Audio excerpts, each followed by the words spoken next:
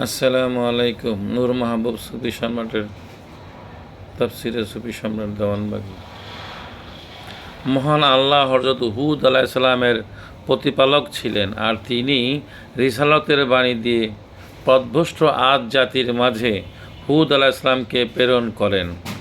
এরশাদ হচ্ছে, উবাল্লিগুকুম রিসালাতি রাব্বি ওয়া আনা লাকুম নাসিহুন আমিন।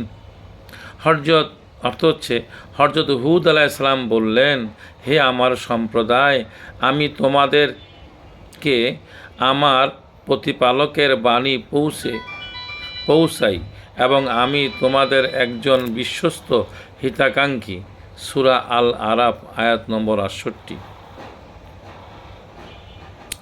বর্ণিত হাদিসটি তাফসিরে কিতাব তাফসিরে দুরে মানসুর ২৬ নং খণ্ডে ৪৪৮ পৃষ্ঠায় ইমাম ইবনে মাজার সূত্রে হযরত আবদুল্লাহ ইবনে আব্বাস রাদিয়াল্লাহু তাআলা আনহুতে বর্ণনা করা হয়েছে।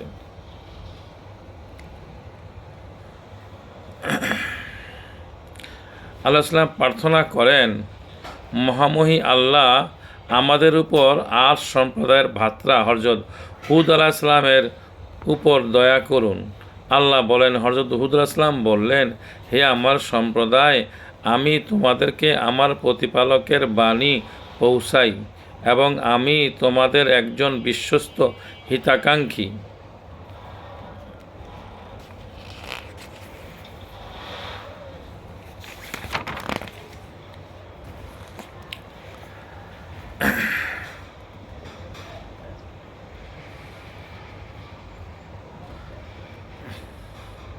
হযরত আবু বকর রাদিয়াল্লাহু তাআলা আনহু আরজ করলেন, ইয়া রাসূলুল্লাহ সাল্লাল্লাহু আলাইহি ওয়াসাল্লাম, কোন কাজে আপনার চুল মোবারককে সাদা করে দিল? আল্লাহ রাসূল জবাব দিলেন, সূরা হুদ ও সূরা আল ওয়াকিয়া আমার চুলকে পাকিয়ে দিয়েছেন। সুবহানাল্লাহ। অর্থ আয়াতে মহান রব্বুল আলামিন তার আর রব তথা মহান প্রতিপালক নাম মোবারকের যে গুণ প্রকাশ করেছেন তা হলো অশেষ দয়াময় আল্লাহ হযরত হুদ আলাইহিস সালামের প্রতিপালক ছিলেন। তিনি তাকে লালন পালন করেছেন, উত্তম রিজিক দ্বারা আহারের ব্যবস্থা করেছেন। অতঃপর তিনি তাকে রাসূল রূপে মনোনীত করেন এবং আদ জাতির মুক্তির জন্য রিসালতের বাণী দ্বারা হেদায়েতের পথ নির্দেশনা প্রদান করেন।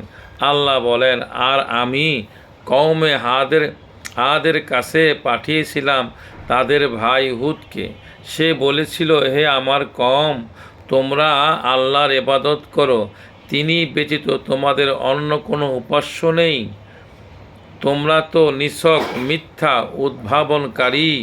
হে আমার সম্প্রদায়, আমি এজন্য তোমাদের কাছে কোনো বিনিময় চাই না। আমার বিনিময় তো তার কাছে যিনি আমাকে সৃষ্টি করেছেন। তবু কি তোমরা উপলব্ধি করবে না? সূরা হুদ আয়াত নম্বর ৫০ থেকে ৫১। তো যুগে যুগে নবীগণ রাসূলগণ শত শত বছর পরে এসে এই আল্লাহর পথে চলার যে শিক্ষা আমাদেরকে দিয়ে গেছেন, সেটাই আমাদের মহান মুর্শিদ সুফি সম্রাট মুহাম্মদ ইসলামের পুনর্জীবন দানকারী। উনি সেই মুহাম্মদ ইসলামকেই জাগরণ করে গেলেন আমাদের মাঝে। আমাদের সবাইকে বোঝার তৌফিক দান করুন, আমরা যেন ওনাকেই অনুসরণ করে চলতে পারি, সেই তৌফিক দান করুন। সবাই বলি আমিন আমিন।